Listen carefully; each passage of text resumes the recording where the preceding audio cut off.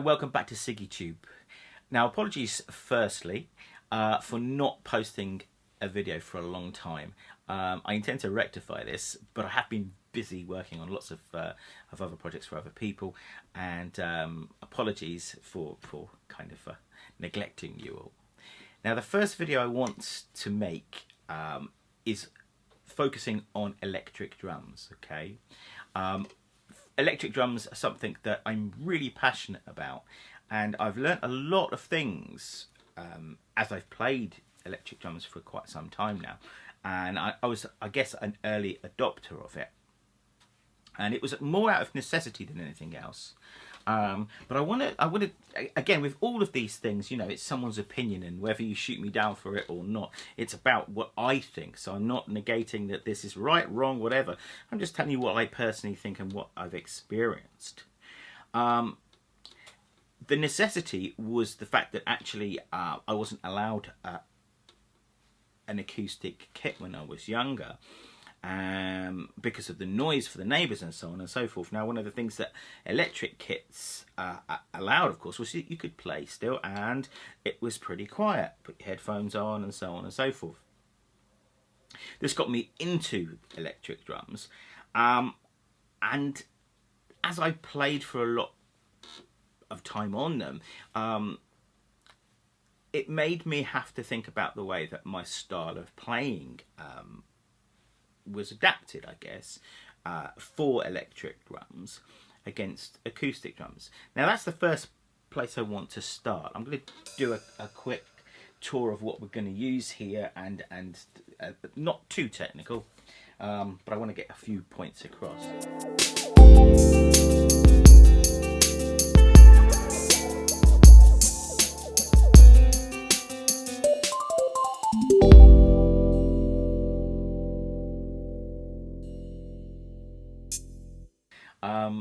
But the first thing I want to say is I don't understand when I read on forums and I read all these kind of posts about people slagging off electric drum kits and saying, oh, they're nothing like real drum kits and so on and so forth. They're not. They're not supposed to be real drums. You know, that's the point of electric drums. So I don't understand why anybody would want to buy an electric drum kit to make it sound like an acoustic kit. You know, if you're fortunate enough to have acoustic kits or kit as well, then you'll realise, of course, that there's no way that they can compete with each other, because they're different beasts, and that's very important to state before you begin.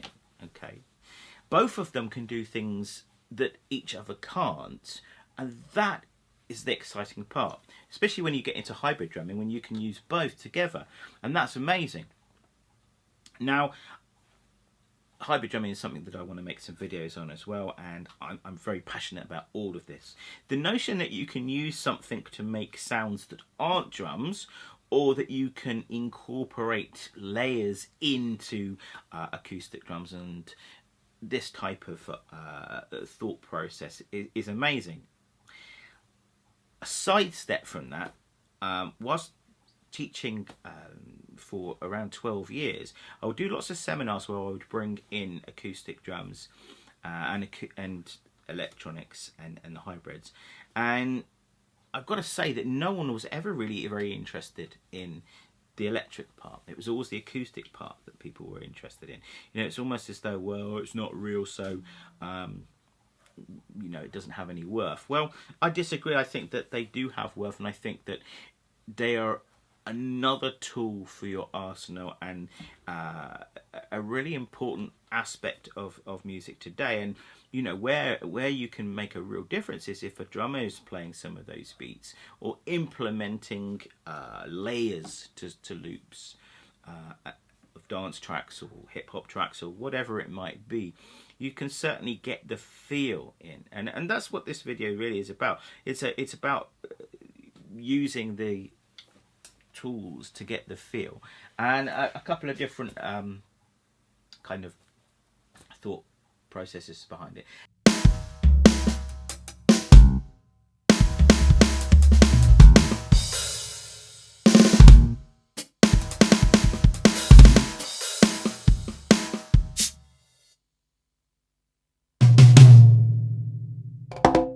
Now, quick run through of what I've got here.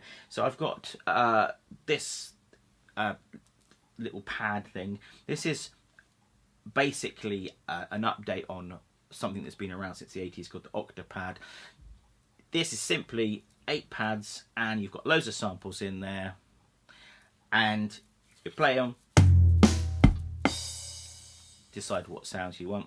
You can hook in a couple of different pads. You can actually take this one out as a mini kit, and I do that sometimes where, you know, I've got a kick drum and I've got a snare and a hi-hat, and then you just use this as the main kit brain, if you like.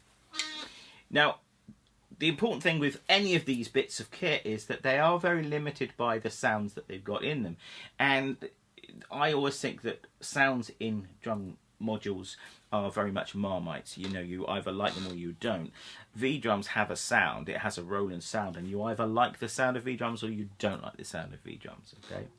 I don't really think that's a major importance these days if you are using a laptop, and I certainly use a laptop most of the time. I'm not doing it today because I just want to introduce you to the concept behind it, but the laptop is endless in terms of how many sounds, loops, whatever you like can go in there, so you are not restricted by what can go in.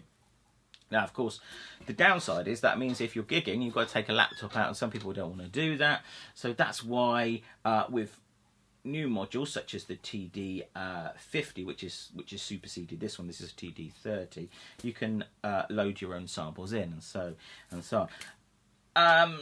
You're always restricted by that, and again, for me, I just like the fact that I can trigger and then I can put together, and I use battery for a lot of those, although I do use other things as well, and then I can basically layer up which sounds that I'd like, and of course I can do different velocity splits and so on.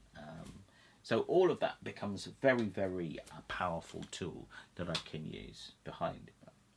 Okay, so first thing, we've got these different pads. Now, Roland have just introduced a real looking drum kit, and it's got wood shells, and it looks the business. Fair play, but I don't understand that. I do not understand why anybody would want to have an electric kit that looks like a real kit. Again, why would you do that? Why wouldn't you just have a real kit, you know? And you could say, well, it's because the electric kit's got loads of sounds and you can have different sounds and so on. You can, but does it really need to look like a real kit to do that? You know, these are V-drum pads and they use mesh heads. And mesh heads themselves feel nothing like real heads. They do not respond like real heads, and your playing has to be very different. Okay. Now, just as a simple concept behind the idea of playing, when I hit something in terms of a real drum, I have an infinite amount of permutations in how I can hit that. Okay. If you think about it, so I'm just banging the side of this here. Now, how I bang the side of it is to do with how hard I hit it, but it's also how my stick comes down and how much contact that has, how much bounce the stick has. There are literally hundreds of permutations starting before we've even thought about it. That's where you are very limited with electric drums, because everything is dependent upon the MIDI protocol, which interestingly enough is about to change. The MIDI 2 is about to come out.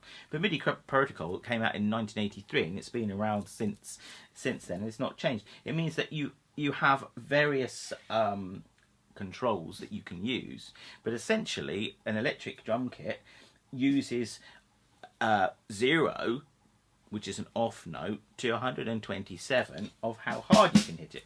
So this is one of the things straight away. When you set your drums up, you want your hardest stroke to be thought of as your maximum.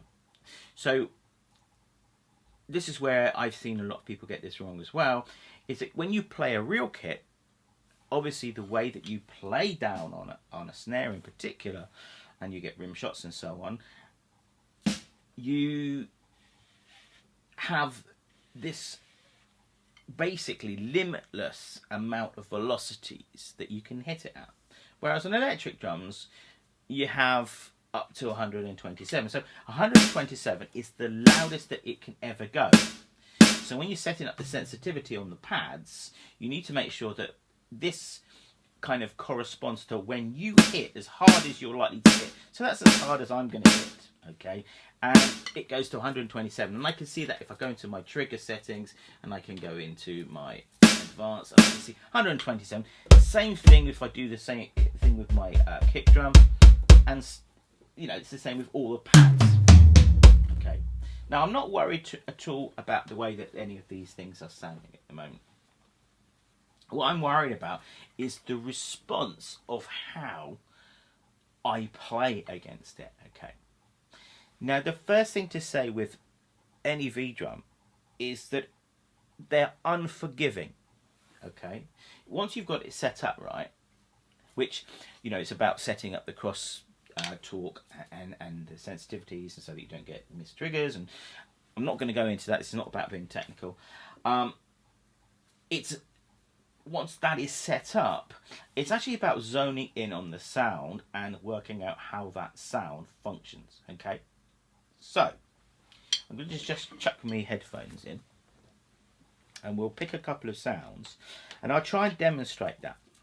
And I guess this is one of the frustrating things about V-drums for some people, but for others it becomes very exciting, because of course when you play a sound and the sound becomes different, then you approach the instrument in a different way. I notice that most with the kick drum. You know, when you play a normal kick drum, you have that sound and that's all it does. So how hard you hit the kick drum, and whether you plant in, whether you use your heel up or you heel down, and all of these things make a difference with the sound of the kick drum. When you come to choosing a sound, whether it be on a module or whether it be in the computer itself, they respond very differently, and that's to do with the velocity curves, but it's also to do with the way that sound picks up and the way you play off the sound. And I think that's key to all of this concept of playing off a sound.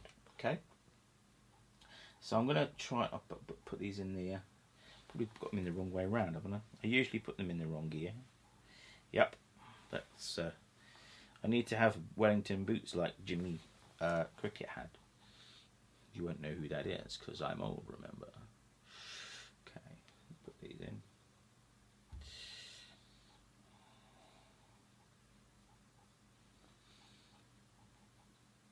Okay, so if I just pick a simple snare drum sound, okay, so I'm going to go back to the just use the presets in the module.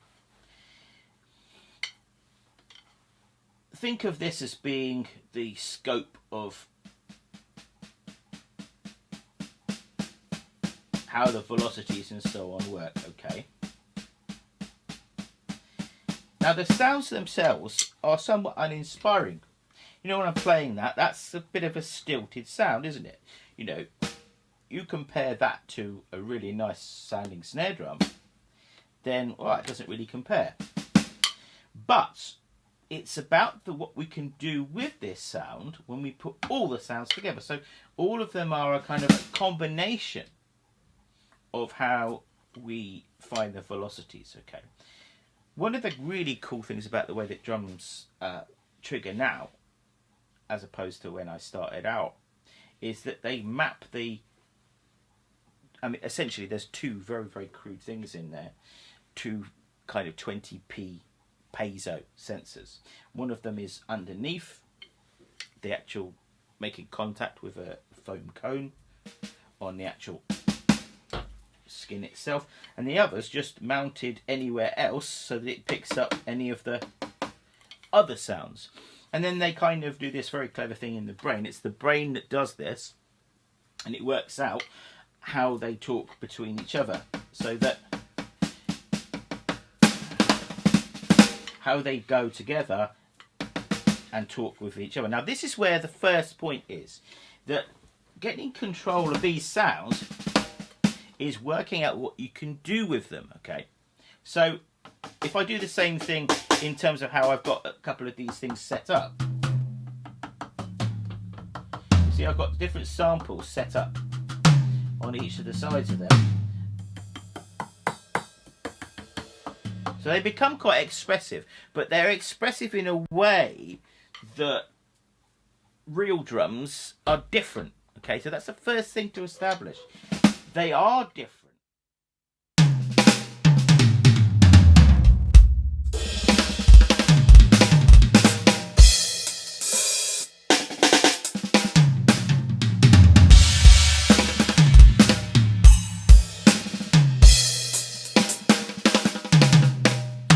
But they're still very expressive.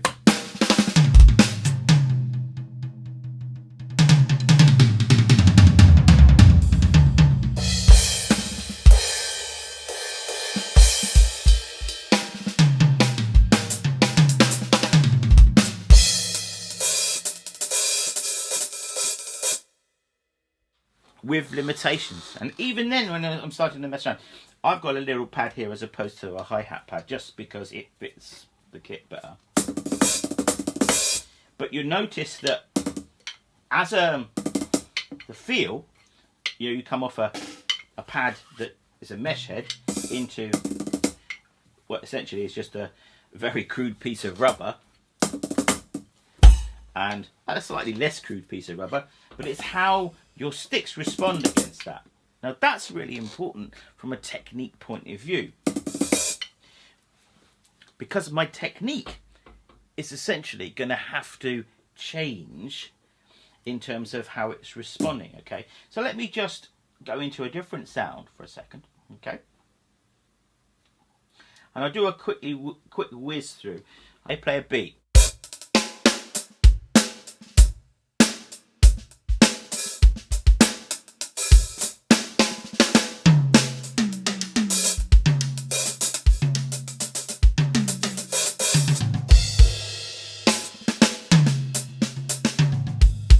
Okay, kind of conventional playing. It's responding nicely to our touch, but you know, it's getting a nice feel against the rim shot there. But you can see that there are limitations with how it picks things up. See there, I'm getting crosstalk. Okay, and that's coming from there. See? So I need to dial that down a bit. So all of these, they link together. Okay? The things that are linking together are part of the overall sound, and that's what you need to be thinking about. So how does it feel with what you're doing? And does it do what you want it to? Does it sound like a real kit? No, and it's never going to. Like I say, these are V-drums, and V-drums sound like Roland toms, you know. They are their own sounds. Let's go into something that doesn't sound like a drum kit.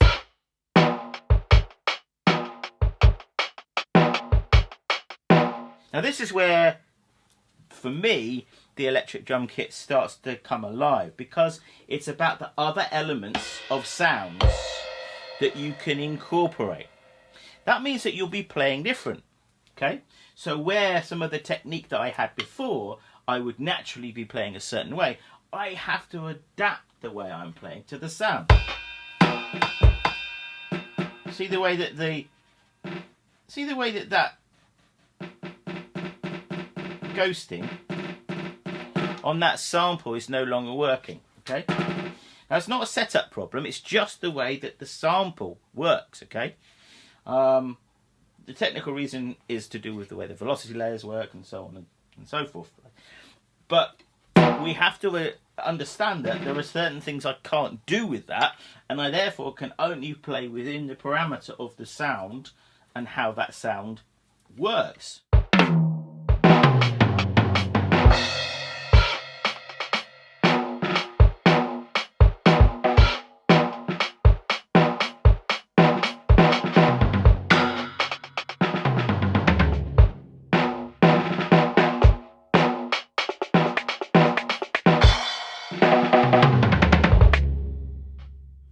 sounds like this, for instance. It can be multiple layered.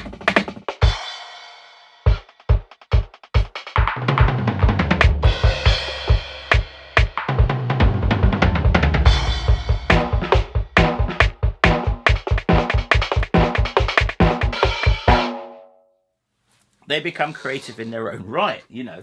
That immediately gives us something that you couldn't do on a real kit. And therefore, it's exciting.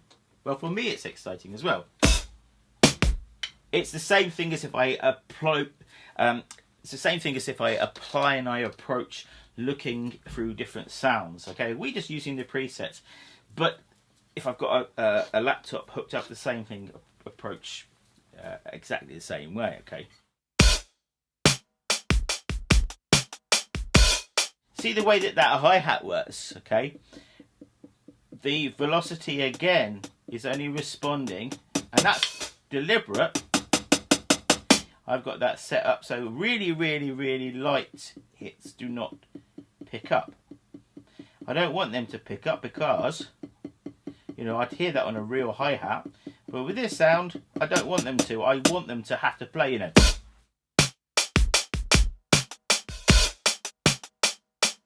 See, you're then vibing off that in a different way.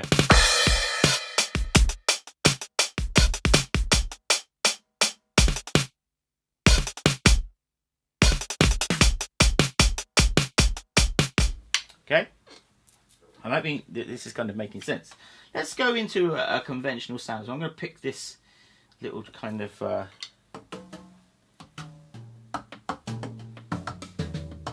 jazzy sound again.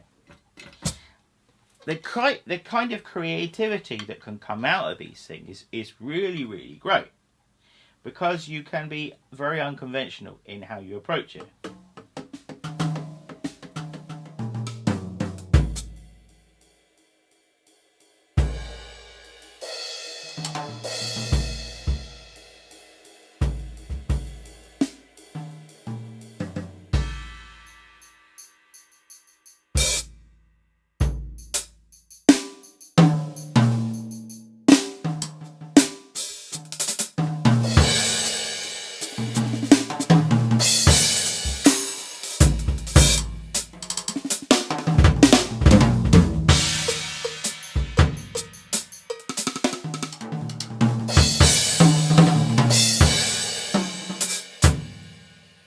Again, you know, these are types of things that you wouldn't normally do on a real kit.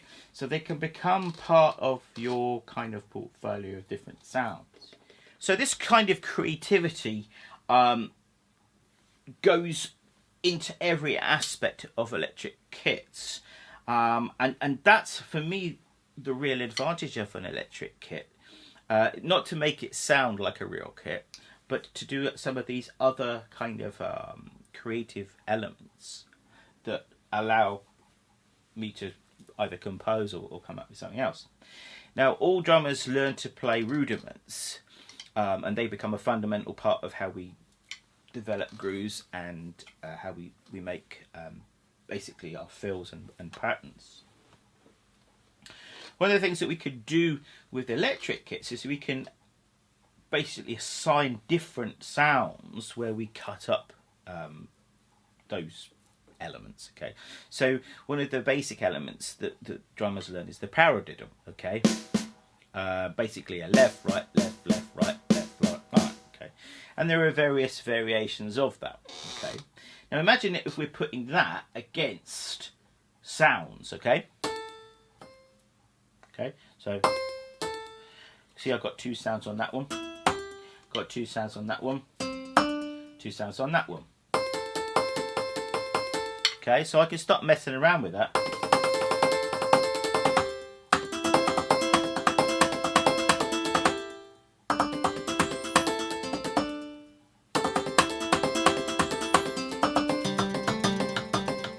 So simple paradiddles mixing up. Let's put that together with a beat.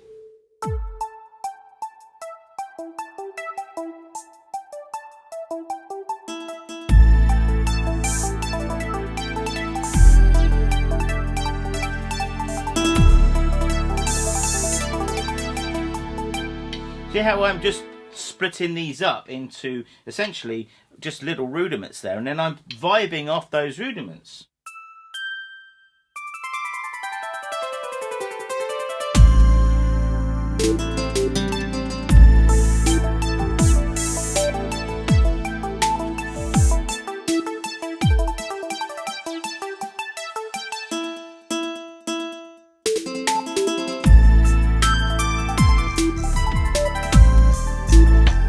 And you'll see that that is basically responding. Again, these are just presets, but you can have some real good fun with the way that you might attach other things to it. Okay, really a fun sounds that you can kind of go against. Okay, so there's a drum and bass in here.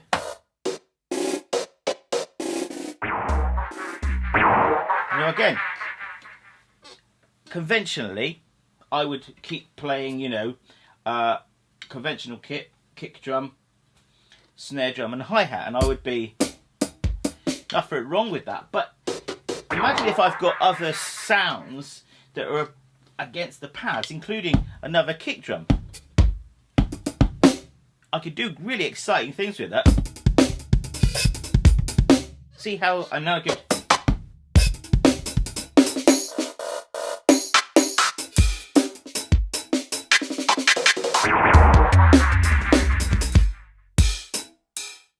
because I'm able to think creative.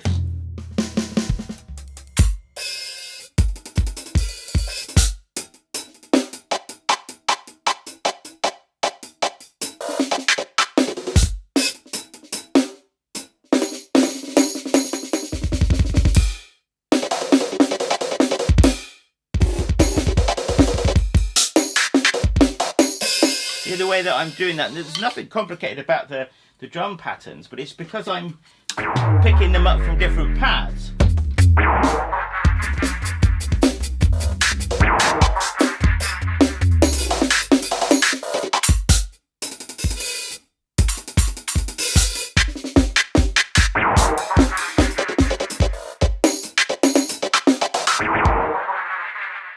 Now, just in terms of being able to practice when you've got different sounds like that, that means that just from a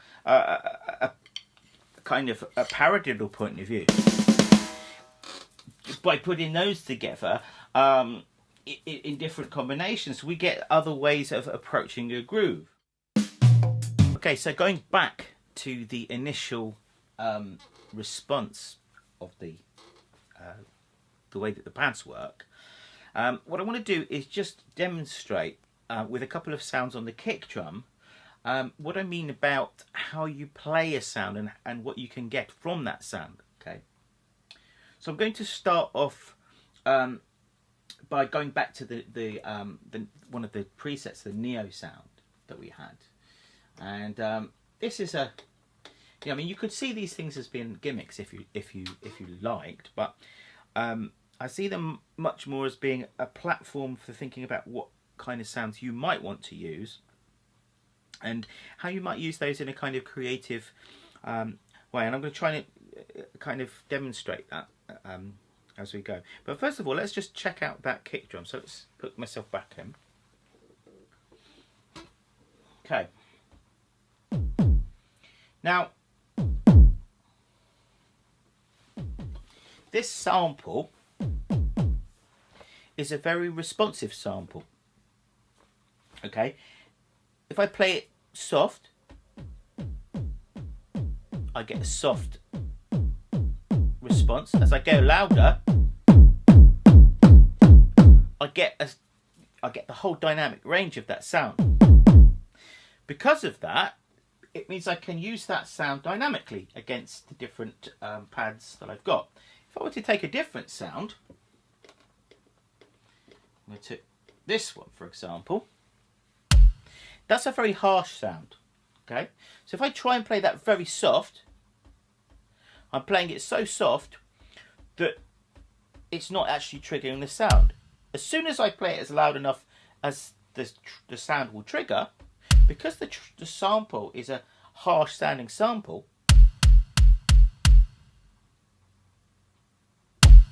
there's no way I can get a soft effect on that sound. Okay. Now, if I was doing this in software, yeah, I could start to use envelopes to, to affect that and so on. But with most modules, you get what you get. But this is not necessarily a bad thing, because what it does mean is that the dynamic for that particular sound is already set. So it means that I can play off that sound in the way that it's supposed to be. So if I go into the actual kit sound with what we've got here,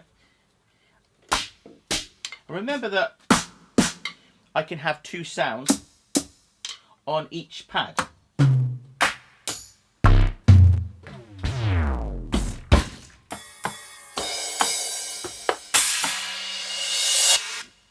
Okay, so I'm going to try and play within this actual beat. Okay, there's my really powerful kick drum.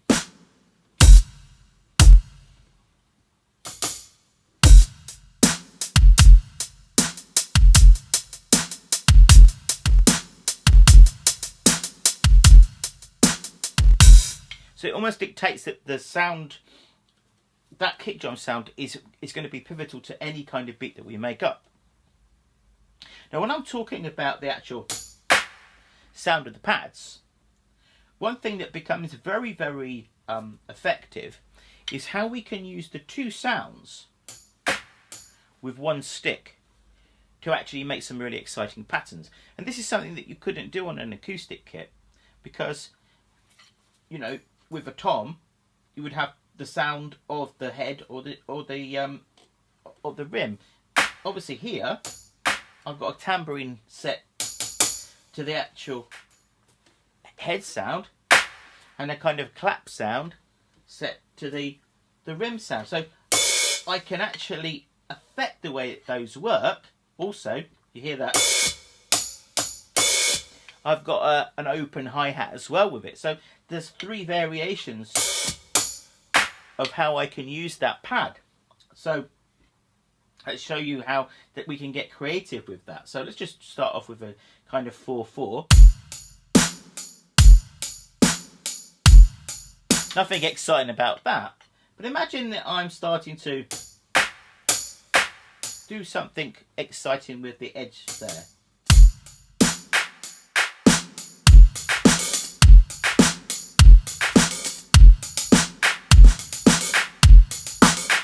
So see how that suddenly becomes something else. Now let's introduce the other hi-hat into it.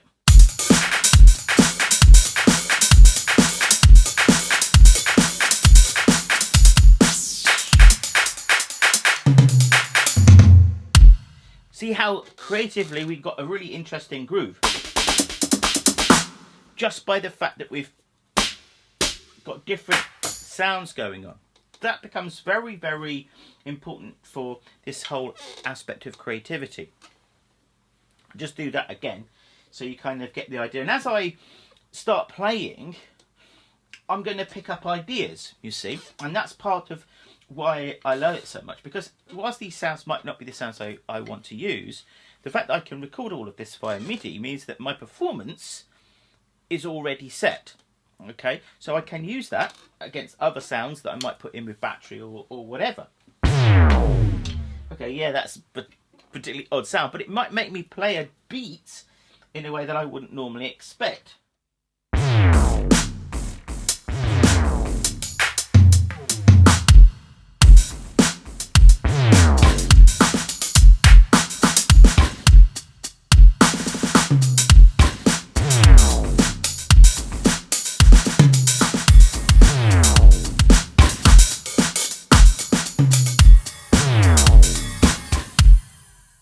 Messing around with these things, something's going to bite. There will be something that drops out, and it always, it always does. Something always pops out when you least expect it.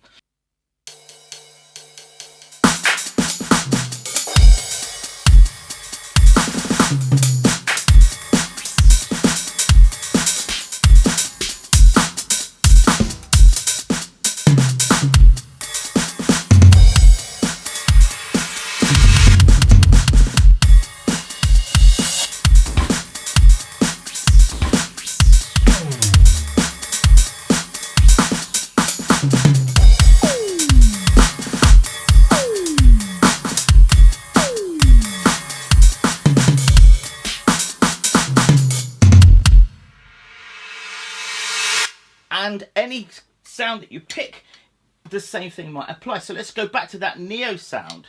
The neo sound, once again, has some interesting permutations against the rim. So let's go against the rim sound.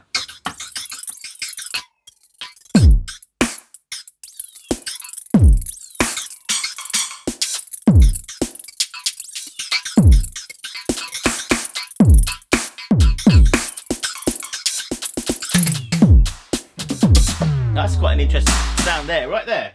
So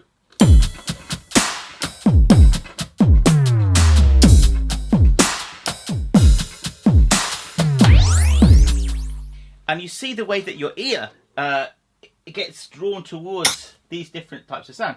It's the same thing if you've got a pad going on. You know, there's a pad there. Now, admittedly, some of those things could be a little bit naff and a bit kind of, let's demo the kit. But imagine that that pad was changed in the computer to something else. It might just be a point of interest for our beat. And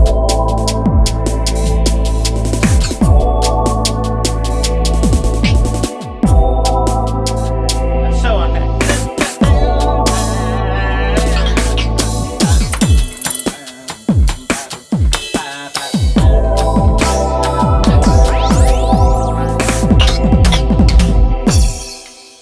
So your creative side is instantly, you know, being kind of transfixed with something. And that is where you can lose yourself in the whole process of the electric drums.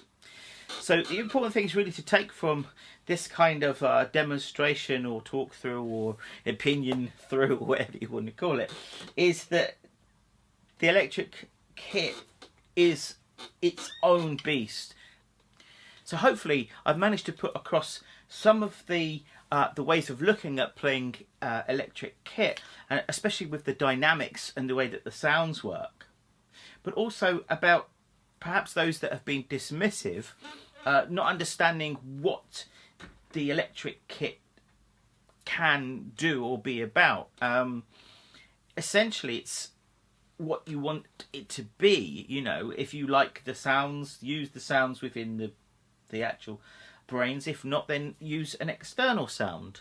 But the thing and the most important part for me is about this idea of creativity and the fact that you approach drums in a way that is different. And I'm not negating that you stop playing your acoustic kits and that you know, you're not working on some of the you know, traditional beats and so on and so forth.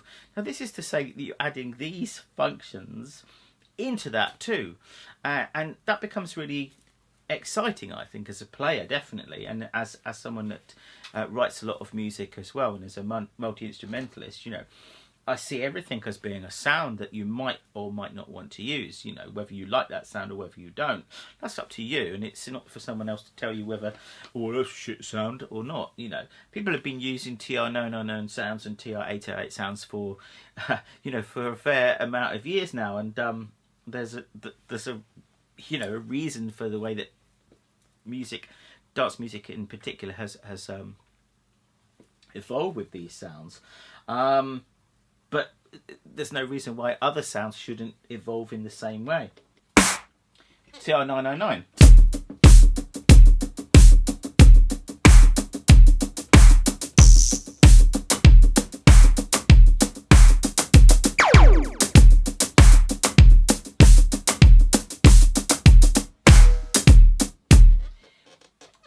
When you hear something you don't like that sound, like that one, don't like that sound, go in, change the sound.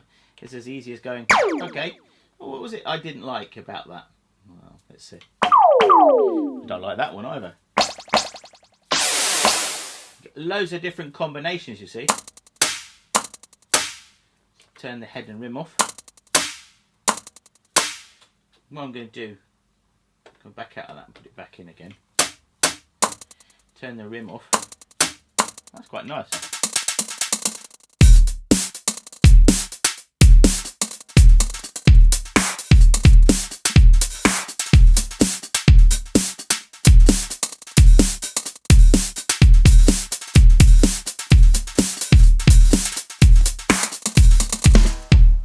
and immediately you become very creative. You know, in the kind of the procedure here of having 4 different snare sounds becomes really exciting from a snare point of view. You know.